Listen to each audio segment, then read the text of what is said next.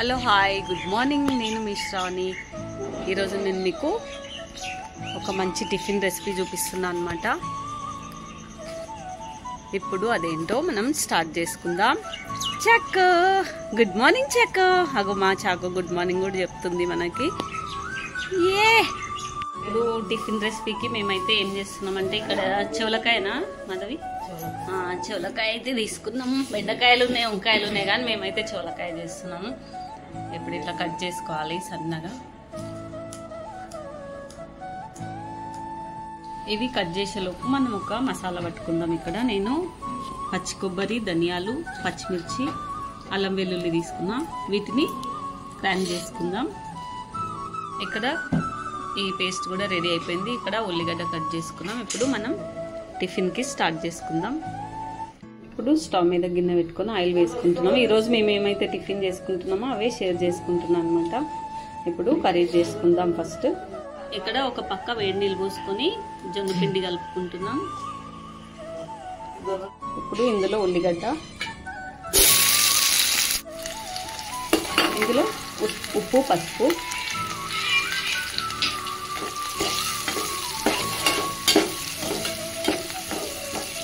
నేను డైరెక్ట్ చేస్తున్నా, అంటే చోలకాయ ఉడకబెట్టుకోవచ్చు, కానీ డైరెక్ట్ చేసేస్తున్నా. కొత్తిమీర, కరివేపాకు.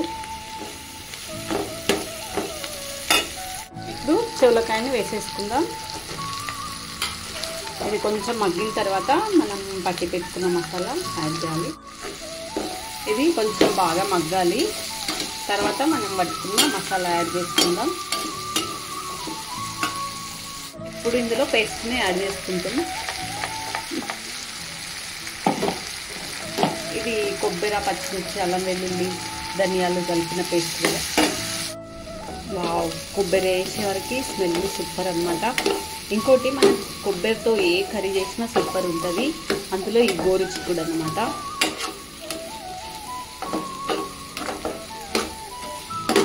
ఇది కొంచెం పచ్చివాసన పోయే వరకు వేయించి దీంట్లో వాటర్ యాడ్ చేసుకుందాం. పాలు కూడా యాడ్ చేసుకోవచ్చు మనము, ఇష్టం వచ్చిన వాళ్ళు. నాకైతే పాలు ఇష్టం, కానీ ఇప్పుడైతే వాటర్ని యాడ్ చేసుకుంటున్నా. మీతో ఉంటే కొన్ని పాలు, కొన్ని వాటర్ యాడ్ చేసుకోవచ్చు. మనకు కావాల్సినన్ని వాటర్. అంటే కొంచెం రసం బాగా చేసుకోవాలంటే వాటర్ ఎక్కువ పోసుకోవాలి, లేదు దగ్గరికి ఫ్రై అవ్వాలంటే నేనైతే కొంచెం రసం లాగానే చేస్తాను అనమాట. కర్రీ ఉడికేలోపు ఇక్కడ మేము రొట్టె కూడా రెడీ చేసుకుంటున్నాం. పిండి రెడీ అయిపోయింది. పక్కన మనకు గోరుచిక్కుడు కూడా ఉడుకుతుంది.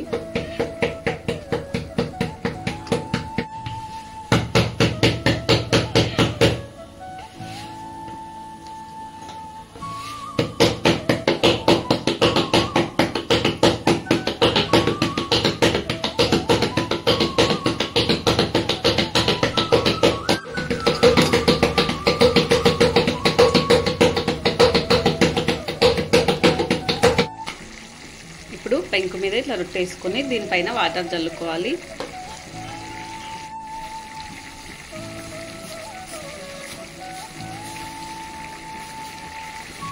ఇప్పుడు రొట్టెని మలుపుకుందాం.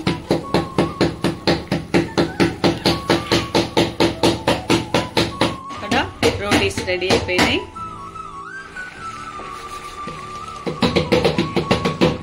కర్రీ కూడా ఉడికిపోయింది. ఇది మనం గిన్నెలోకి తీసుకుందాం. ఇప్పుడు మనకి టుడే మేము చేసుకున్న గోరుచిక్కుడు రోటీ రెడీ. ఈరోజు మేము ఏదైతే తినాలనుకుంటున్నామో అది మీతోన షేర్ చేసుకున్నాం అనమాట. టిఫిన్లు కాకుండా ఇట్లా ఒకసారి తప్పకుండా ట్రై చేయండి. గోరుచిక్కుడిని మనం కొబ్బరితో చేస్తే చాలా టేస్టీ వస్తుంది.